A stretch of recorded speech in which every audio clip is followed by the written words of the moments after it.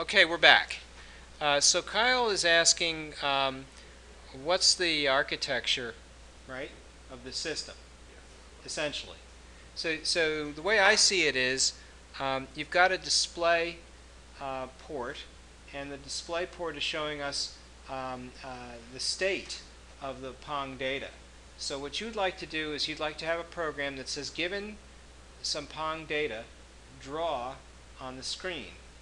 And so you're updating what's on the screen every time Pong data comes through. So what I would say is that when Pong data is being set, you have to invoke the update on the RMI Pong application.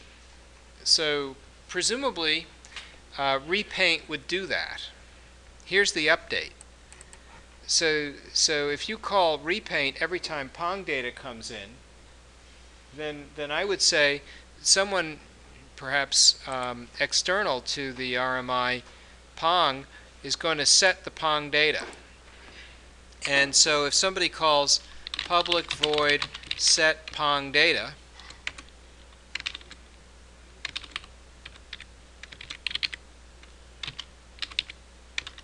then what you would do is you would say this.pd equals the external PD, and to get things to work properly, you would have to update. So you would have to do a repaint. But that means you become very Pong data centered. Everything that goes from Pong data will have to be used to update the Pong state. So if you're not passing Pong state across, like for example, when you see this paint method in here, the score is now changed. The player score is changed. The enemy score, player score is changed. All of these things have to be changed. So when Pong data comes in, you have to go to the Pong state and update it. So if let's assume the Pong data contains information about the player paddle location and the player score and the enemy score. So then I have to say something like this: PD dot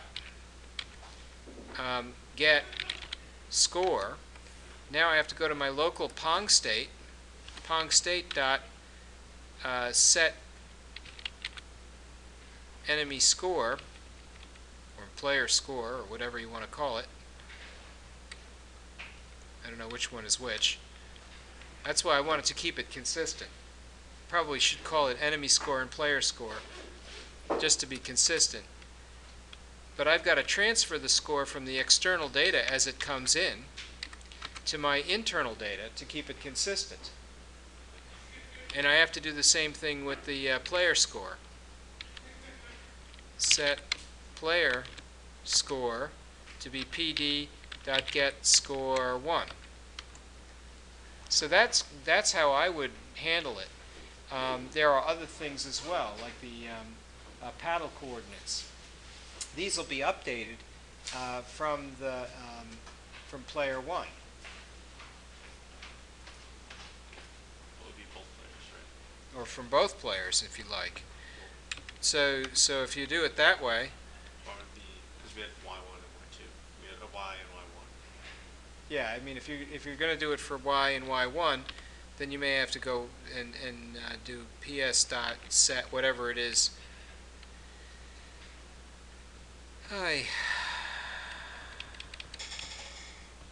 Racket point. It must be the point where the racket's at.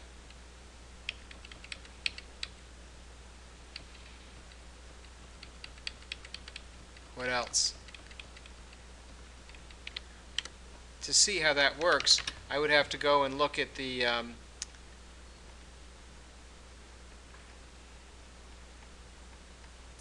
mouse moved, and we can see it says set racket point from pd.getY.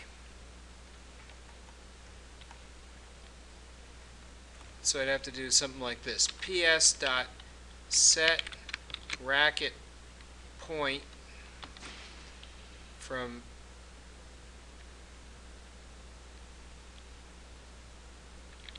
PD dot get y, and I have to make I have to do a get racket point.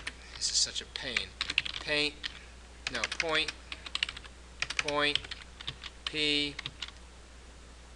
equals PS dot get racket point. Okay. P dot y equals PD dot get y, right? Then set racket point P. What do you think of that? Because only the y coordinate was transmitted when we went across the network. So then when somebody calls my set Pong data, and there's still a red line in here somewheres, I don't know why there's a red in here. Is this just giving me a hard time for no reason? Or is there an actual error in here somewheres?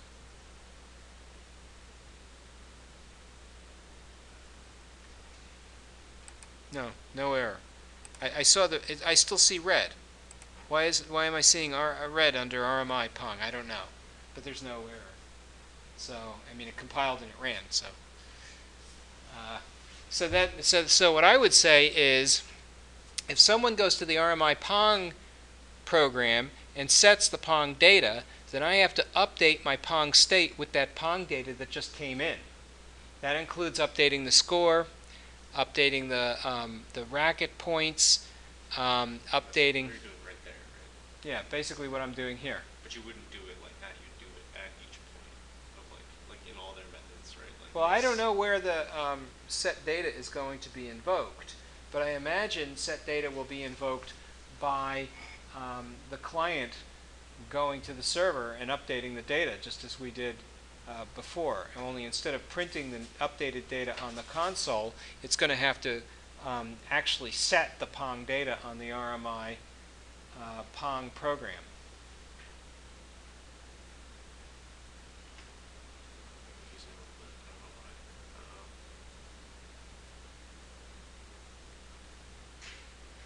So we'd have to change the actual RMI client that we have there, or no? Well, this RMI Pong is not a client; it's just a game Yeah. that has to be that has to have its data set when new data comes in. So, like, you'd have to change the client that we have, though, or no? Is that, Which client? I don't understand how the data gets from the RMI client that we have to the game. I don't understand where that connection comes in. Well, I haven't made it yet. don't We never connected the remote Pong data client to the RMI Pong application. I don't understand what you would have to do that at all. Well, when new data comes in, you'd have to take the RMI Pong application, which should be running, and you'd have to update it. So if you had an RMI, let's see, here's a remote Pong data server, right? So what is he doing? He's waiting for remote Pong data. Okay. What happens when remote Pong data comes in?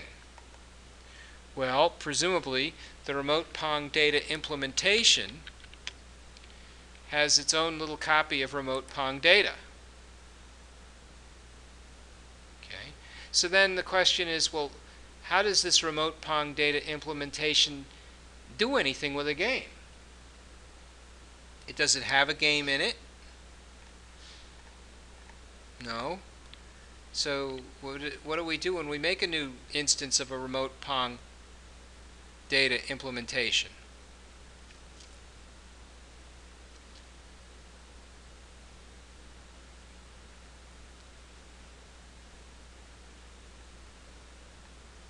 Any idea? I'm not sure.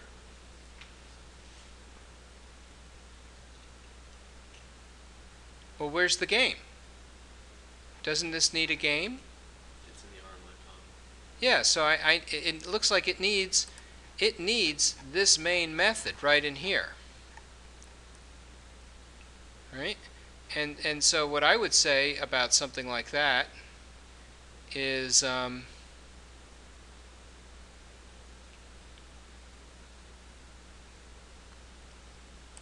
could create a factory which returns an instance of an RMI Pong implementation.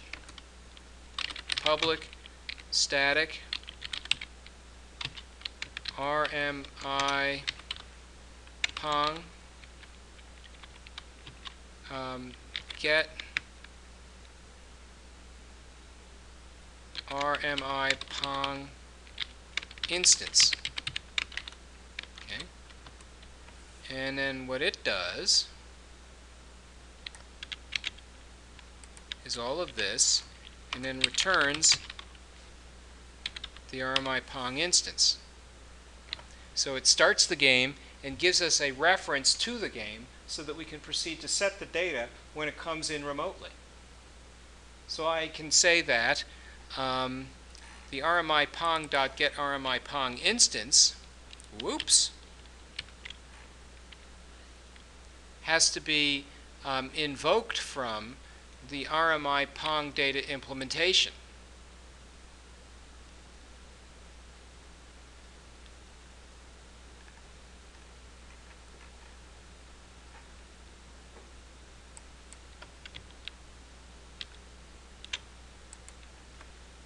So this would be the RMI Pong dot get RMI Pong instance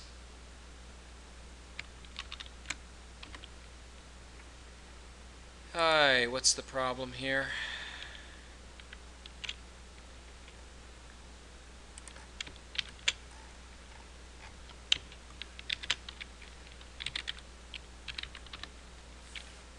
It's public static get RMI Pong instance.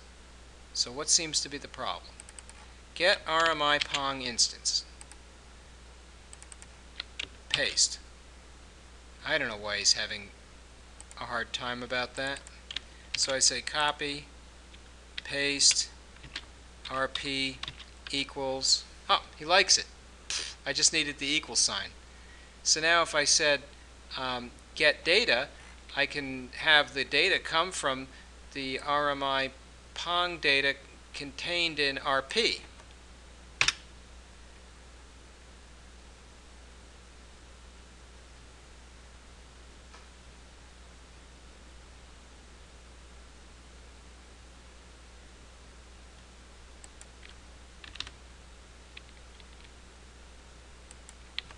RP dot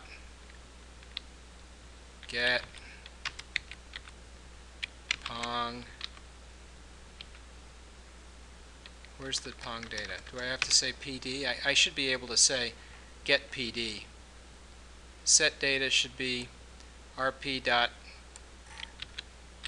PD equals PD. Although I should think set Pong data would be better. Set PD. Oh, it's set PD. Okay, I forgot. So set PD and get PD. Get PD. Does that need like parentheses or something? I'm not sure why get PD and set PD weren't defined, but let me go in there and make sure that there's a get PD in there. So public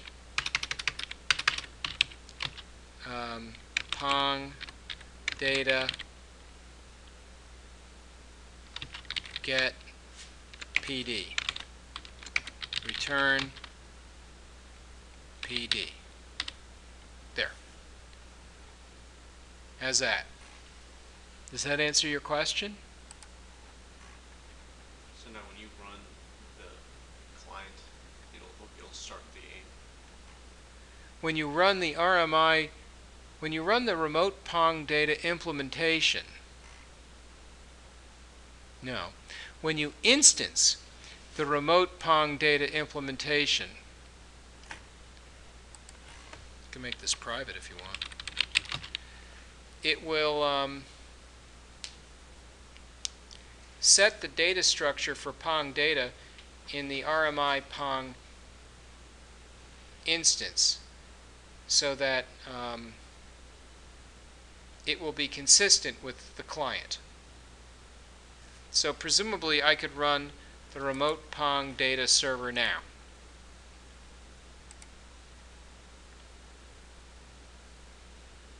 Maybe.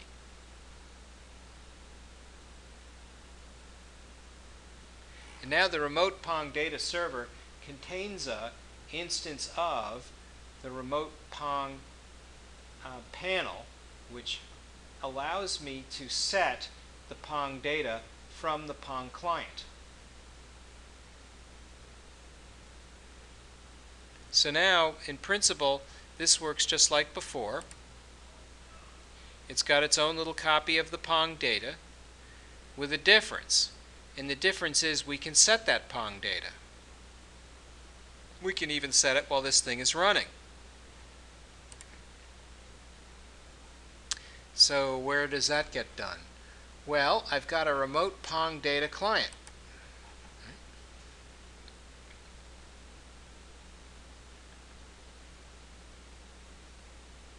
And it's going to set the score to be 100 and then set the data. Is this thing still running? Yeah, it is. So let's go in and run the client. What could possibly go wrong?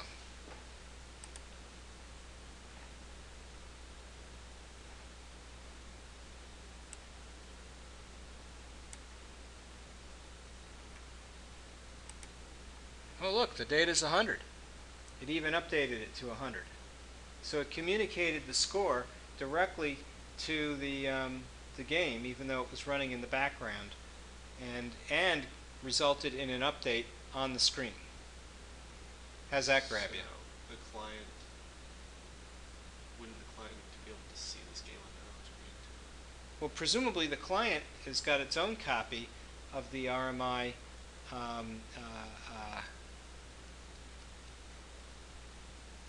Pong program, and it has to communicate across the network. So if you want, you can get the client to run also with an instance of the RMI. What happens if it... Oh, look, it updated. That's good. 2. So yeah, very nice. So now you want the client also to have a copy of the game in it.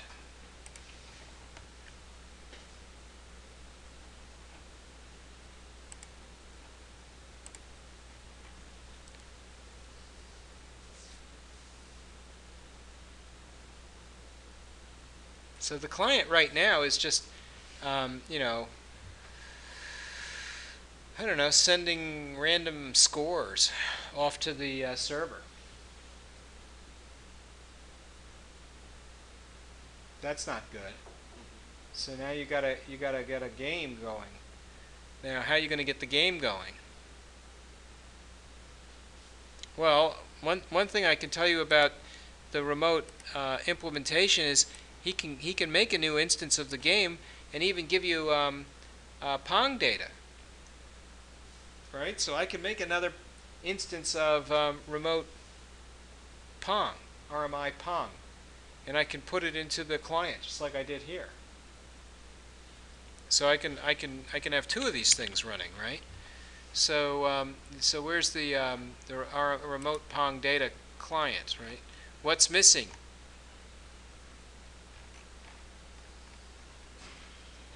In the client, you need to have the instance of the game. Yeah, I mean I got this Pong data. I've got to transmit it regularly. So what do you want to do? Give it its own instance of RMI Pong? Then what's going to happen? When I run the server, we'll have I don't know, a server-based instance of RMI Pong. When I run the client, I'll have a client instance. Share the same instance. Well, no. You can't share data across the network except by transmission using RMI. There's no shared memory.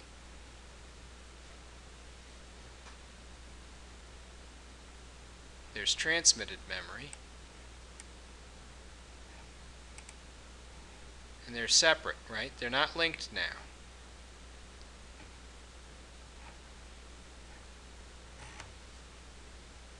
So now you've got to link them.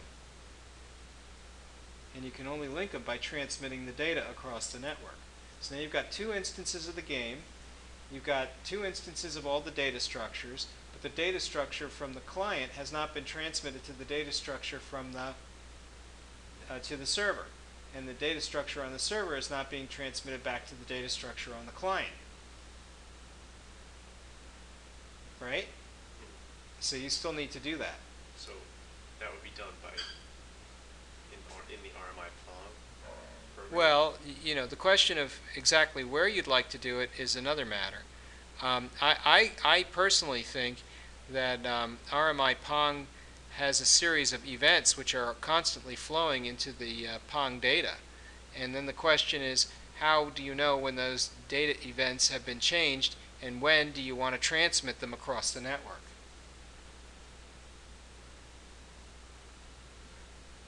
So I leave it to you. I mean, it is the case. So it would be transmitted whenever you set Pong data in the RMI, or no? I mean, here you can see the score was not transmitted. So clearly that should have been transmitted. The paddle positions are not being transmitted. You'd be able to. So clearly that needs to be transmitted. So all of the things that have to do with Pong data being changed should cause you to transmit the data across the network. So would you be willing to, for example, show us just the example for the score? So like if we have our score update, it would update in the client too, just so I can try to get an understanding of what is going on. Well, we already transmitted the score and we changed it to be 100, right? Yeah, but like, but it's not 100 in the client. Well, if you wanted the client to have a score of 100, then you'd have to go to the program data on the client and you'd have to change it. All I did was I made a new instance of the client, but I didn't get the Pong data. So if this is Pong data,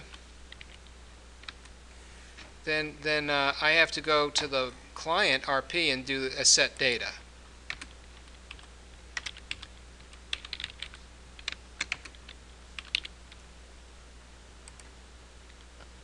And now I've got the client and the server presumably running the same. I forgot to run the server.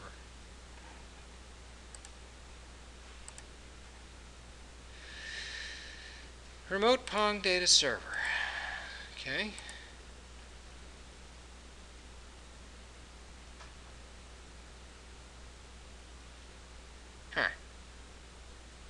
Okay, now let's run the client.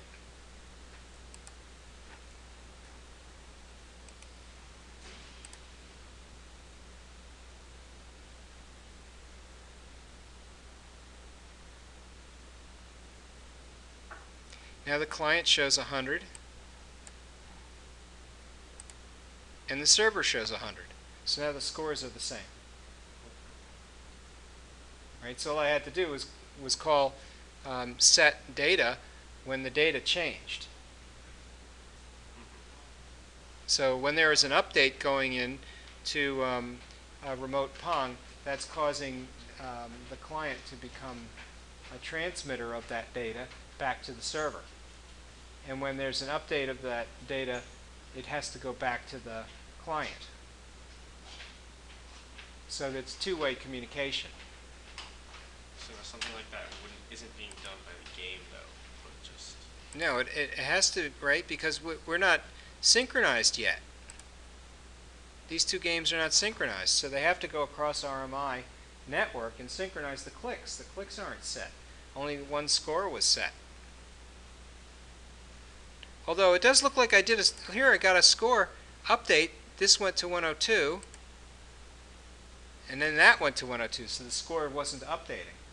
So we still have to do the updates. Wait. Well, do you not see the score? See, it says 103, but the other side says 102.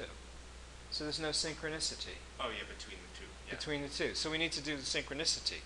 So so can you show us, like, for example, how that's done there? Like, I'm not talking mouse clicks wise, but like, is that done in the RMI, like where they have like set enemy score, set player score in the RMI Pong? Is that where that's done? Because now the data structure is, you said to set. The data structure will have to update the client whenever the data structure is changed. So you need to update the client when you change the data structure. So whenever you set the data structure, then you have to go and transmit the data structure to the client. Whenever the client sets the data structure, it has to take the data structure and transmit it to the server. And where you're setting it is in the game, though. Yeah, the game is updating the setting data structure. So the data structure needs to know when it's been changed. So we need to do something similar, like. You have to notify the observers of the data structure across the network. I think that's all we have time for today. But that's, we spent a lot of time on this game, I think. Didn't we? A little bit? Yeah. All right, so I guess then all this updated code. yeah, I'm going to take the updated code and update it for you. And I'm going to wish you the best of luck.